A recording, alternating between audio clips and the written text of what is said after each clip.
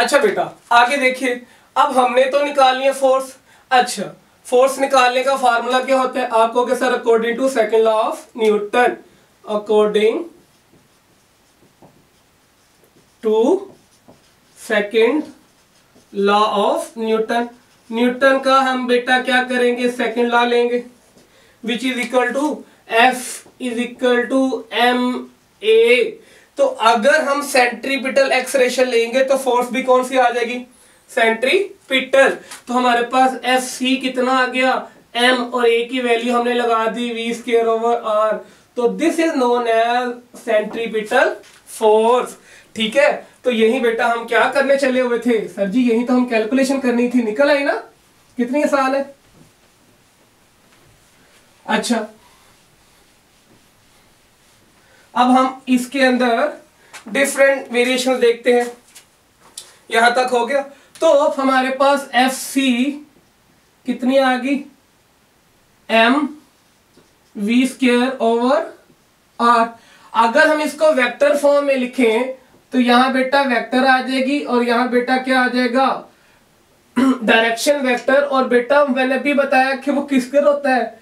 Inward होता है, तो दैट्स वाई माइनस आएगा। ठीक है, और हम अगर बात करें सर टेंशन कितनी होगी उस स्ट्रिंग के अंदर, तो आप वही कहोगे sir which is equal to the centripetal force.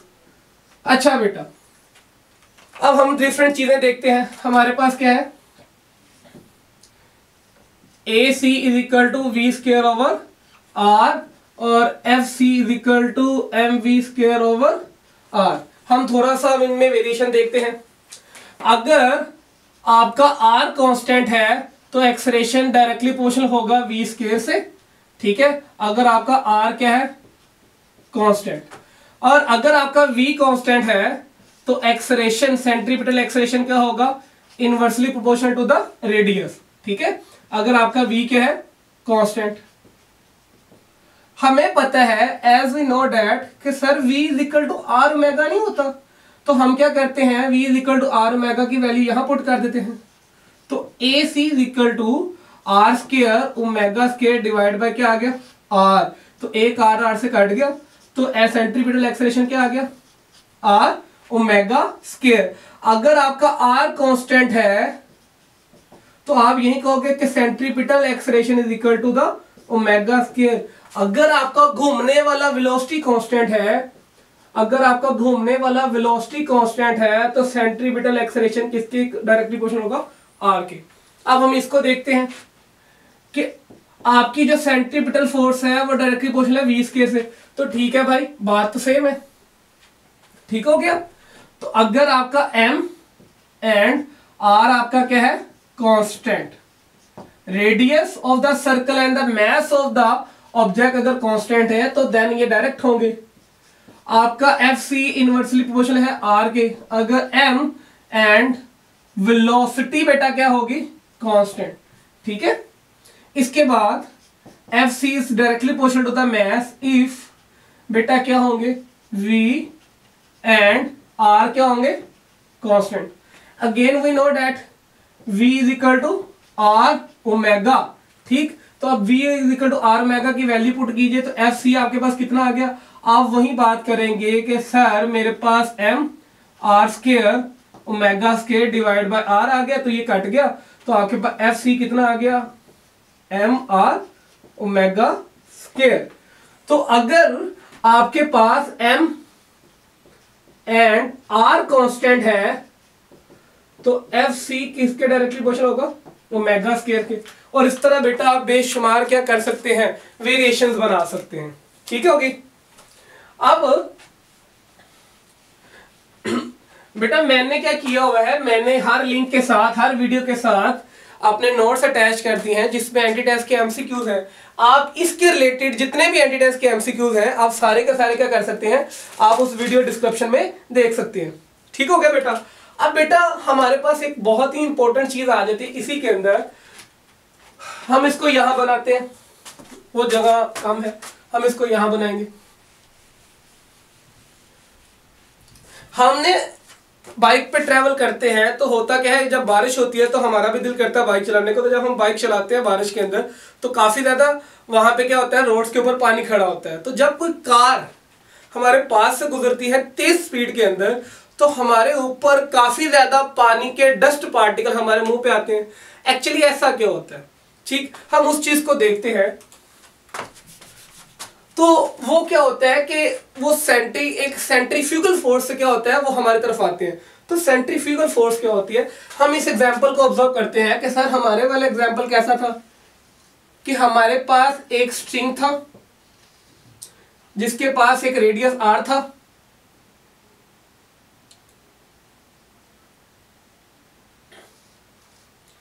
ये हमारा सेंटर ओरिजिन O है, ये उसका रेडियस r है। तो हमने ये देखा कि जब ये चीज मूव करती है तो इसकी एक सेंट्रीपिटल फोर्स एक्ट करती है Fc इनवर्ड। तो उसके आउटवर्ड कौन सी फोर्स होगी, तो आप यही कहोगे सर उसके आउटवर्ड होगी सेंट्रीफ्यूगल फोर्स।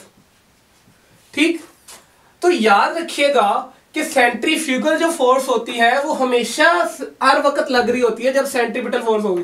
जब पार्टिकल यहां चला जाएगा तो सेंट्रीपिटल की डायरेक्शन किधर हो जाएगी, इधर। तो सेंट्रीफ्यूगल की डायरेक्शन किधर होगी, इधर। तो पार्टिकल इन दोनों के रिजल्टेंट की डायरेक्शन में चला जाएगा। तो जब पार्टिकल यहां चला जाएगा तो सेंट्रीपिटल फोर्स किधर होगी, अंदर की तरफ, और सेंट्रीफ्यूगल फोर्स होगी बाहर की तरफ। पार्टिकल इन दोनों के रिजल्टेंट की डायरेक्शन में जाएगा। तो याद रखिए जो हमारे पास सेंट्रीफ्यूगल फोर्स होती है बेटा जी, सेंट्रीफ्यूगल फोर्स जो होगी वो हमारे पास इनिशियल रिएक्शन फोर्स होती है। वो क्या होती है, इनिशियल रिएक्शन फोर्स होती है। ठीक है, और ये हमेशा क्या होती है, इसकी डायरेक्शन क्या होती है, आउटवर्ड। डायरेक्शन बेटा क्या होती है, आउटवर्ड। डायरेक्शन क्या होगी, आउटवर्ड होगी। सेंट्रीपिटल की इनवर्ड और सेंट्रीफ्यूगल की क्या होगी, आउटवर्ड। जो मैग्नीट्यूड होगी सेंट्रीपिटल की वो इक्वल होगी सेंट्रीफ्यूगल के साथ। यहां पे मैं Fg लिख रहा हूं फ्यूगल के लिए, ठीक है, वो आपने वेट वाली फोर्स नहीं समझनी, ठीक। लेकिन जो डायरेक्शन होगी सेंट्रीपिटल और सेंट्रीफ्यूगल की वो इक्वल होगी -Fg। तो याद रखिएगा अगर हम यहां पे Fc की वैल्यू लगा दें तो आपने ये मैग्नीट्यूड इसके इक्वल होगी। अगर हम देखें तो डायरेक्शन जो होगी, डायरेक्शन ऑफ सेंट्रीपिटल फोर्स वो बेटा क्या होगी, माइनस, क्योंकि हम जानते हैं कि सर सेंट्रीपिटल फोर्स अंदर की तरफ है और सेंट्रीफ्यूगल फोर्स क्या है, बाहर की तरफ। तो आप इसको यूं लिख लें कि सर फ्यूगल फोर्स बाहर की तरफ है और सेंट्रीपिटल फोर्स के अंदर की तरफ। तो आप इसको लिख सकते हैं कि सर जो फ्यूगल फोर्स होगी सेंट्रीफ्यूगल वो आपके पास क्या होगी, mv²/r। और अगर वेक्टर फॉर्म में लिखेंगे तो r यूनिट क्या है, क्योंकि डायरेक्शन क्या है, आउटवर्ड। ठीक हो गया। तो हम ये भी कह सकते हैं कि सर जो टेंशन की मैग्नीट्यूड है वो इक्वल होगी सेंट्रीपिटल की मैग्नीट्यूड के, वो इक्वल होगी सेंट्रीफ्यूगल की मैग्नीट्यूड के। बट द वेक्टर फॉर्म में लिखेंगे तो सेंट्रीपिटल फोर्स इक्वल है टेंशन की फोर्स में, दोनों का डायरेक्शन सेम होगा। बट सेंट्रीफ्यूगल का फोर्स क्या होगा, ऑपोजिट होगा, क्योंकि वो आउटवर्ड है। तो बेटा जितना भी हमारे सेंट्रीपिटल फोर्स के अंदर नॉलेज था हमने सारा का सारा डिस्कस कर लिया। तो बेटा हमारे पास क्या टर्म आ गई, सेंट्रीपिटल एक्सेलरेशन। ये हमारे पास सेंट्रीपिटल फोर्स आ गई। ये जो सेंट्रीपिटल एक्सेलरेशन है मैं बता चुका हूं, ये इंस्टेंटेनियस सेंट्रीपिटल एक्सेलरेशन है और हर इंस्टेंट के ऊपर वो क्या होगा, टूवर्ड द सेंटर। और हर इंस्टेंट के ऊपर फोर्स क्या होगी, टूवर्ड द सेंटर। और हर इंस्टेंट के ऊपर इट इज आउटवर्ड डायरेक्शन, तो it is all about centripetal force. तो इसके रिलेटेड जितने भी एंटीटेल्स के एमसीक्यूज हैं वो नोट्स के ऊपर लिखे हुए, ठीक है, आप एक बार देख लीजिएगा। अगर आपका कोई क्वेश्चन है तो आप कमेंट्स में कर सकते हैं। ओके बेटा, अस्सलाम वालेकुम, अल्लाह हाफिज। हमारे पास जो सेंट्रीपिटल फोर्स थी वो किसके इक्वल थी, Fc = mv²/r। ठीक, अगर हम दोनों साइड पे m से मल्टीप्लाई कर दें और m से डिवाइड कर दें तो सेंट्रीपिटल फोर्स हो जाएगी हमारे पास m² v²/r। तो हमें पता है mv क्या होता है, मोमेंटम।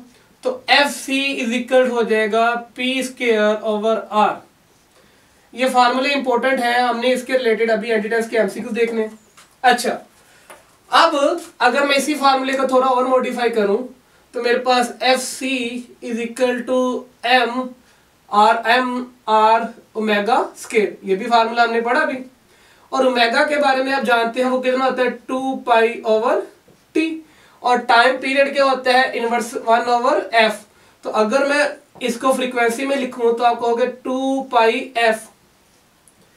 तो बेटा ये अगर वैल्यू मैं यहां पुट कर दूं तो सेंट्रीपिटल फोर्स क्या हो जाएगी मेरे पास एम आर और 4 पाई ओमेगा स्केयर है ना, तो यहां पे क्या आ जाएगा इन होल का स्केयर 4 पाई एफ स्केयर, 4 पाई स्केयर एफ स्केयर। तो सेंट्रीपिटल फोर्स डायरेक्टली प्रोपोर्शनल होती है फ्रीक्वेंसी के। अगर आपकी फ्रीक्वेंसी बढ़ेगी तो आपकी सेंट्रीपिटल फोर्स बढ़ेगी। अगर आपका मास एंड रेडियस क्या है बेटा कांस्टेंट, और इसी तरह सेंट्रीपिटल फोर्स होती है डायरेक्टली प्रोपोर्शनल होती है मोमेंटम के। अगर आपका आर क्या होता है कांस्टेंट। अब बेटा इतना सारा मैंने काम क्यों किया, अभी हम इस चीजों को समझते हैं। अब देखिए हमने इस ऑब्जेक्ट के साथ एक स्ट्रिंग को बांधकर यूं घुमाया, ऐसा ऐसे वाला घुमाया। इस वाले सर्कल को हम कहते हैं हॉरिजॉन्टल सर्कुलर मोशन। तो हम कहते हैं कि सर हमारे पास आ गई हॉरिजॉन्टल सर्कुलर मोशन। तो जब हॉरिजॉन्टल सर्कुलर मोशन है, अगर मैं इसको बांधकर इस तरह वाला घुमाऊंगा तो इसको हम कहेंगे वर्टिकल सर्कुलर मोशन। क्या कहेंगे? वर्टिकल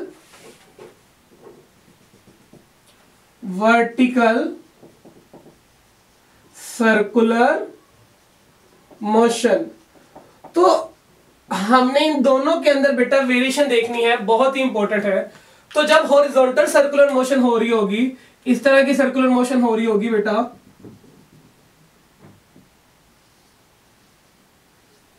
तो हमारे पास जो टेंशन होगी स्ट्रिंग के अंदर जो टेंशन होगी वो क्या रहेगी? Constant at each point. Her point के अंदर जो हमारे पास टेंशन होगी वो क्या होगी? कांस्टेंट। ठीक, अगर टेंशन कांस्टेंट है तो हमें पता है sir F C is equal to M V square over R. तो हमारे पास ये जो v की मैग्नीट्यूड होगी, v मैग्नीट्यूड जो होगा वो क्या होगी बेटा हमारे पास? कांस्टेंट। जब v मैग्नीट्यूड कांस्टेंट है तो काइनेटिक एनर्जी हर पॉइंट पर क्या होगी? कांस्टेंट। ठीक, बट हमें पता है कि v वेलोसिटी जो वेक्टर क्वांटिटी है वो हर पॉइंट पे क्या होगी? नॉट कांस्टेंट, क्योंकि अभी इसकी डायरेक्शन इधर है, फिर इधर हो जाएगी, इधर हो जाएगी, तो हर पॉइंट पे डायरेक्शन क्या है? Not constant. तो इसी तरह मोमेंटम एक वेक्टर क्वांटिटी है तो मोमेंटम भी क्या आएगा? Not constant. बेटा ये बड़े इंपॉर्टेंट एमसीक्यूज हैं कि जब हॉरिजॉन्टल सर्कुलर मोशन होती है तो टेंशन एट ईच पॉइंट क्या होगी? कांस्टेंट। तो F C is equal to M V square, क्योंकि एफ सी ही किसके इक्वल होती है? टेंशन के इक्वल होती है। तो v मैग्नीट्यूड उसकी कांस्टेंट है, काइनेटिक एनर्जी कांस्टेंट रहेगी, बट डायरेक्शन नॉट कांस्टेंट होने की वजह से हमारा जो मोमेंटम है वो क्या होगा? Not equal to constant. अगर हम वर्क डन निकालें तो हमारे पास क्या होगा? सर सेंट्रीपिटल फोर्स की डायरेक्शन इनवर्ड। ठीक, work done by centripetal force हम लिखते हैं सर, फार्मूला क्या है? F dot D.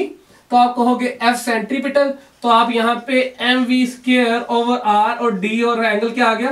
Cos theta.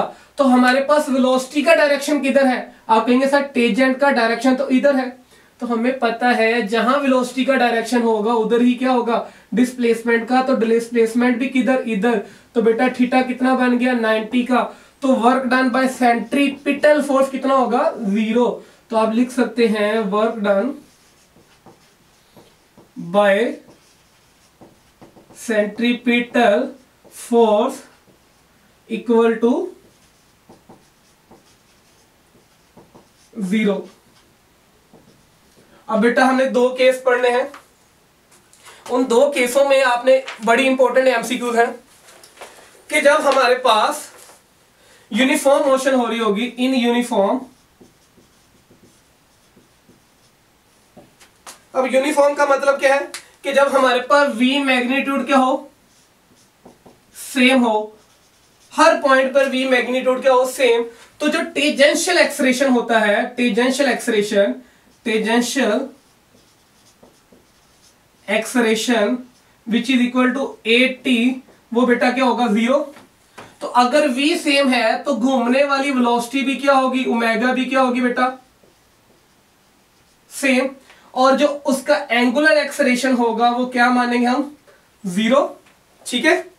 But direction of v, जो वेलोसिटी की डायरेक्शन है हर पॉइंट पे नॉट सेम, और इसी तरह हमारा मोमेंटम क्या आएगा बेटा, not equal to, not constant,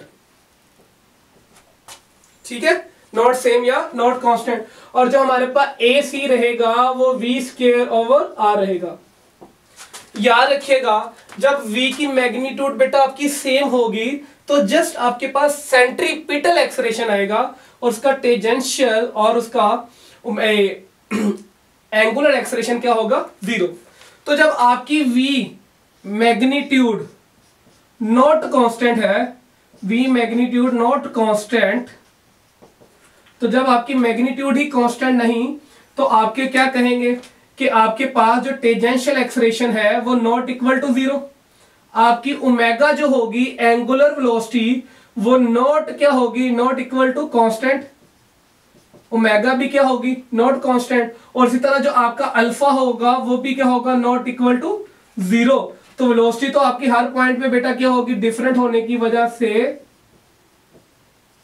आपकी बेटा मोमेंटम क्या होगी, हर पॉइंट पर कांस्टेंट नहीं होगी, और जो आपका टेंजेंशियल एक्सलेरेशन होगा वो क्या होगा, v स्क्वायर ओवर r। तो याद रखिए जब आपके घूमने की मैग्नीट्यूड वाली वेलोसिटी हर पॉइंट पर अगर चेंज करते जा रहे हैं तो आपके पास tangential acceleration not equal to 0, आपका ओमेगा भी कांस्टेंट नहीं रहेगा, ठीक, तो आपका ये वाला भी नॉट इक्वल टू 0, ठीक है। तो जब आपकी मैग्नीट्यूड नहीं कांस्टेंट तो बेटा आपके पास एट अ सेम टाइम कितने एक्सलेरेशन आएंगे, 3 एक्सलेरेशन आएंगे। इसके रिलेटेड भी एमसीक्यू पूछा जाता है। तो वर्टिकल सर्कुलर मोशन क्या होगी कि जब कोई बॉडी इस तरह मूव करती है, ये सेंटर है, तो वर्टिकल सर्कुलर मोशन हम 1 पॉइंट, 2 पॉइंट, 3 पॉइंट, 4 पॉइंट ले लेते हैं, ठीक है, 1 2 3 4, ठीक। और ये वाली जो एग्जांपल है वर्टिकल सर्कुलर मोशन की, ये एग्जांपल नंबर 5.3 है विच इज वेरी इंपॉर्टेंट। ये उसके रिलेटेड बेटा सारा कुछ इसका डाटा है। तो जब आप वर्टिकल सर्कुलर मोशन करते हैं तो आपकी जो टेंशन होती है, टेंशन एट ईच पॉइंट बेटा क्या होती है, नॉट कांस्टेंट। यहां पे टेंशन ज्यादा होगी, इस पॉइंट और इस पॉइंट पर कांस्टेंट होगी, और यहां पे क्या होगी, 0। तो आपकी जो टेंशन का फार्मूला एक जर्नल बनता है वो होता है FC plus mg cos of theta, क्योंकि यहां पे वेट बन जाता है। तो जब आप उसको यूं थ्रो करेंगे, यूं घुमाएंगे, तो आप देखेंगे हाईएस्ट पॉइंट पर जाकर उसकी टेंशन क्या हो जाती है, कम। तो अगर हम यहां पे इसको रेफरेंस पॉइंट मान लें तो यहां पे एंगल कितना बनेगा, 0 डिग्री। तो हम टेंशन एट पॉइंट 1 निकालें तो हमारे पास थीटा यहां पे कितना आ गया, 0 डिग्री 1 पॉइंट के ऊपर। तो FC कितना आ गया, mv square over r plus mg, को 0 क्या होता है, 1। अगर इस पॉइंट पर जाएं तो यहां पे एंगल कितना बनेगा बॉडी का, 90। तो टेंशन किसके इक्वल आ जाएगी, सेंट्रीपिटल फोर्स, क्योंकि mg cos थीटा, थीटा यहां पे कितना आ गया, 90। तो ये वाला फैक्टर क्या हो गया, 0, ठीक। और अगर हम 3 पॉइंट पर जाएं तो आपके पास FC plus mg cos of theta. तो यहां पे थीटा कितना बन गया, आप कहेंगे 180। तो जब 180 का बनेगा तो आप मुझे बताएं, जैसे आप 180 पुट करेंगे तो -1 ही आ जाएगा। तो टेंशन एट पॉइंट 3 कितनी आ गई, FC माइनस mg। तो इसका मतलब है कि ये जब हाईएस्ट पॉइंट पर जाएगा, हाईएस्ट पॉइंट पर, तो उसकी टेंशन क्या हो जाएगी, एट हाईएस्ट पॉइंट टेंशन बेटा क्या हो जाएगी, डिक्रीज। लेकिन जब इस पॉइंट पर रहेगा बॉटम पर, तो उसकी टेंशन क्या हो जाती है, मैक्सिमम हो जाती है। और जब वो 4 पॉइंट पर जाएगा तो कितना हो गया, 270। तो टेंशन एट 4 पॉइंट जब आप निकालेंगे तो वो भी कितनी आ जाएगी, एफ सी के इक्वल। तो आप कह सकते हैं कि इन 2 पॉइंट के ऊपर टेंशन आपकी बेटा क्या होती है, कांस्टेंट, और बॉटम पर टेंशन आपकी क्या होगी, मैक्सिमम, और हाईएस्ट पॉइंट पर जब आप जाएंगे तो आपकी बेटा टेंशन क्या हो जाएगी, डिक्रीज हो जाएगी। अगर आपकी टेंशन चेंज हो रही है तो दैट्स मीन दैट आपकी वेलोसिटी भी क्या हो रही है, चेंज। तो अगर आप v की कैलकुलेशन करते हैं तो v हमारे पास कितनी आती है आफ्टर कैलकुलेशन, तो वो आती है 3gr प्लस 5gr प्लस, ये मैंने कैलकुलेशन करके रखी हुई तो आप भी कर लीजिएगा। अच्छा, 3gr plus 2gr cause of theta, और उसका क्या है, अंडर रूट। तो ये उसकी क्या आ जाती है, वेलोसिटी आ जाती है। तो अगर हम पहले पॉइंट पर देखें तो वेलोसिटी एट फर्स्ट पॉइंट, तो हमारे पास थीटा कितना होगा, आप कहोगे 0 डिग्री, तो हमारे पास v क्या आ जाएगा, 3gr प्लस 2gr, और cos क्या आ गया, 0 डिग्री। तो यहाँ पे v1 कितना आ गया, 5gr, क्योंकि cos 0 डिग्री 1 होगा तो ये दोनों फैक्टर आपस में क्या हो जाएंगे, एड अप हो जाएंगे। तो 2 पॉइंट पर देखें तो थीटा कितना आ गया, 90 डिग्री। तो हमारे पास v2 कितनी आ गई, 3gr, क्योंकि जैसे ही आप यहाँ पे 90 पुट करेंगे ये वाला फैक्टर 0, तो सारा का सारा टर्म क्या हो गया, 0। तो आपके पास क्या बचा, 3gr। तो जब आप 3 पॉइंट पर जाएंगे तो आपके पास थीटा कितना आ जाएगा, 180 डिग्री। तो आपके पास कितना आ गया, 3gr plus 2gr cos 180 degree. तो जब आप cos 180 लगाएंगे तो आपके पास क्या आएगा, -1। तो 3gr माइनस 2gr, तो आपके पास क्या बचा, gr। तो जब आप 4 पॉइंट पर जाएंगे 270 की वजह से कितना फिर आ गया, 3gr, और ये वाला फैक्टर फिर क्या हो गया, 0। तो हम कह सकते हैं कि सर इस पॉइंट के ऊपर और इस पॉइंट के ऊपर आपकी जो स्पीड वेलोसिटी है वो क्या रहती है, कांस्टेंट रहती है, ठीक है, सॉरी, स्पीड क्या रहती है, कांस्टेंट रहती है। बट बॉटम के ऊपर टेंशन भी ज्यादा है और आपकी स्पीड भी ज्यादा है, और अगर यहां सॉरी 3 में 2 गया तो 1gr। तो वर्टिकल जब वो हाईएस्ट पॉइंट पर जाएगा, हाईएस्ट पॉइंट पर, तो आपके पास टेंशन भी कम है और स्पीड भी कम है, ठीक है। तो याद रखिएगा ये डायरेक्ट रिलेशन है। ये सारे के सारे जितनी भी वेरिएशन थी बेटा ये एंटी टेस्ट के लिए आज से इंपॉर्टेंट है। तो आप इसके एमसीक्यू मैंने नोट शेयर किए हुए हैं, आप वहां से देखकर इसको सोल्व कर सकते हैं। ओके बेटा, अल्लाह हाफिज।